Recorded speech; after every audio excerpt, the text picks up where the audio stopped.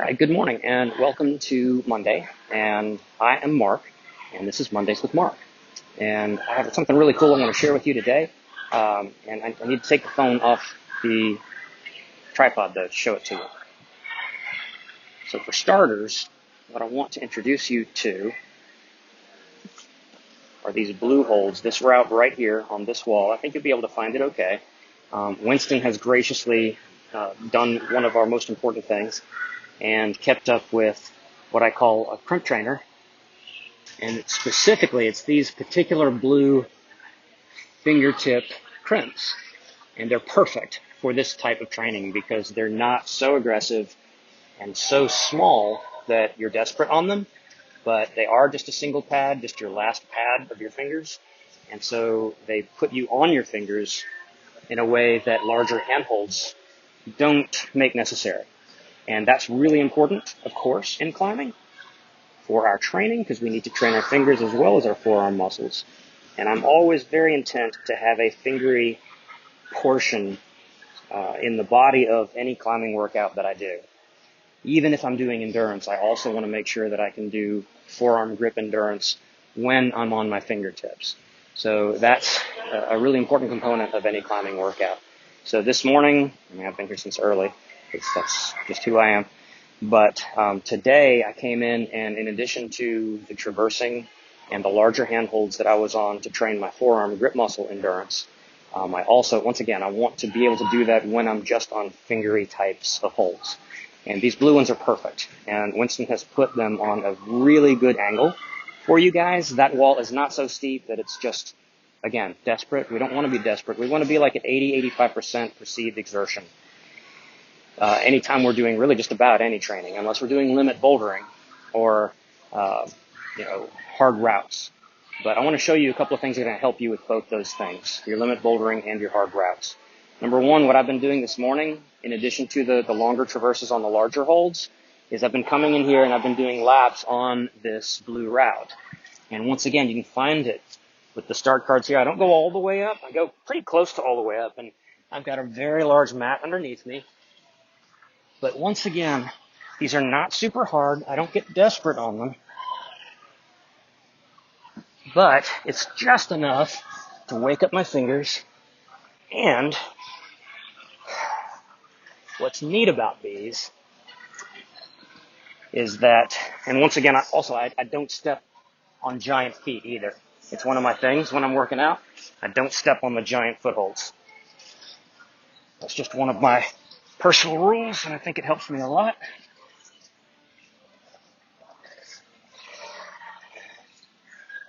But we want to get on these blue holds, stay on the blue holds, come down, and once again, we don't feel desperate at the end of a lap,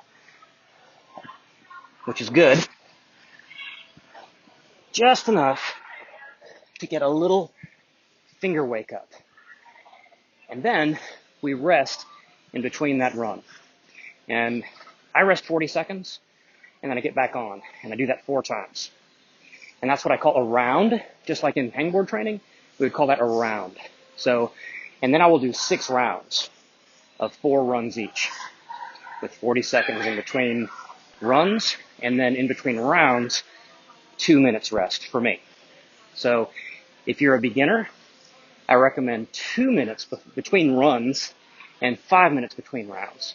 If you're intermediate, say in the 5-10 range, you can consistently on-site 5-10s, then 1 minute. 1 minute between runs, going up, and then 3 minutes between rounds. Does that make sense? But if you're someone who on-sites 5-11 or higher consistently, then I say 40 seconds in between runs, and then 2 minutes in between rounds. Hopefully that crystallizes it yet again. But what we're going for here is we want to wake up our fingers. Anytime we come in here, no matter what type of workout we're doing, if we're coming in here to try to send one of our boulder problems, we want to wake up our fingers in addition to being on the big bouncy handholds to warm up. You want to warm up pretty well first, about 3 runs on big bouncy holds, right? Don't get pumped at all. Work on your technique, climb perfectly for those 3 runs, and then go wake up your fingers on something like this blue route. Really, really good for that. Kudos to Winston. Thanks again, yet again. And then once we've woken up our fingers, go back to something big and bouncy, flush out the forearms, make sure they're nice and fresh. Then I go for my project at the beginning of the workout when I'm nice and fresh, but after having woken up my fingers. But this morning, I wasn't trying to send anything. I really don't try to send things in the gym generally, unless it's something that's just so much fun that everybody's doing it, and I want to find out what it's about and have a good time with people here in the gym.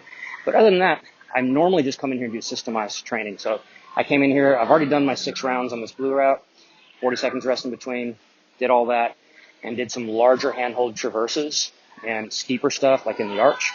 So, and that gives me the forearm intensive pumps. But even then, I don't go to the nth degree on the pump. I find it to be much more productive to not go chemically. It's really true. There's a body of research on that says that it's much better to just go to a submaximal level, like get about 85% pumped, and then get off the wall and just rest for a short period, for me 40 seconds, and then get back on. And if I do a lot of volume of that, those quick repeats, that's going to give me the stamina that I want, and that will translate into endurance. And that's much better than like climbing through these incredible pumps like I used to do.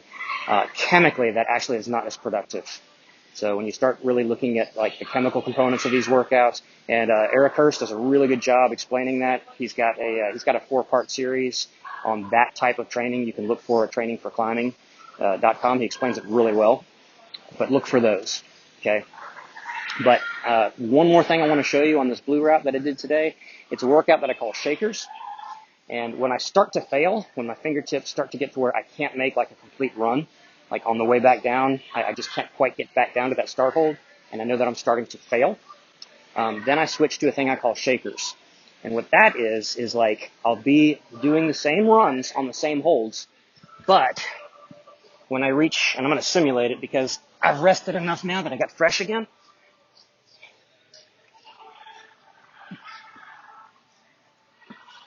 So when I get up here,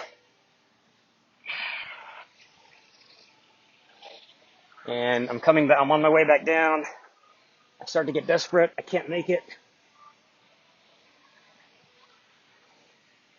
I want to start just shaking, finding the best 2 blue holds, and I think it's these 2 right here in the mid route, and I just shake out on them. And we need to learn how to get our energy back on the wall, rather than just jumping off because we're tired. Because like anything else, whether we're running or anything, the progress that we get is from pushing through that feeling. If you don't push through that feeling, you won't adapt. So right now, not only am I building physicality, but I'm also learning good rest positions for my body, technically, in a technique-centered way. And what that means is hips close to the wall, weight on our feet as much as possible, and having one hand off the wall, recovering. That's what these shakes are. Now, once you start to get more desperate, you're not getting as much recovery, you'll see that the elbow will start to rise. You'll get that chicken wing, and you'll start to you get more desperate. Right? When that starts to happen on my shakers, the shaker workout, what I do is I go to immediately what I call a lifeboat hold. Get my hips close to the wall again. Now I'm on a lifeboat hold, and I continue that shake. And then once I get fresh enough, I get back on the more challenging holds and continue the shaker workout. I get my feet high, usually, not always, but whatever facilitates getting my hips close to the wall, getting these shakes. Anytime you have both hands on the wall, there should be some sort of an alarm bell that goes off. It says, hey, get one hand off and shake it, right? And the more stamina that you've got, the more climbing fitness that you've got, you'll find that just one little flick like that as you're doing a route, like if you're doing something that you've been working on, that little flick right there is enough to get you a lot of recovery if you're very fit for climbing. But one thing that's really good to do is time how long you're on these shakers. Like try to stay on them for 2 minutes, for example, or 5 minutes, believe it or not. And then go to your lifeboat after 2 minutes or 5 minutes. And then go back to these guys and watch the timer and see if you can stay on them for 2 minutes before you have to come back to the lifeboat. Okay, I call those shakers. And that's a really, really important, actually vital skill for doing any on-sighting or red pointing. You've got to be able to recover on the wall. Somebody who is more beginner and less experienced and less physically fit for climbing specifically will just hop off the wall when they get fatigued. Okay, you've got to learn how to manage that fatigue while you're on the wall. And that's what the shakers are.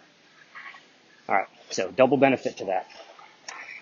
But try that, find it, use it. It'll be great for you. Enjoy it. Have a great Monday. Have a great week. And once again, like, subscribe, and share.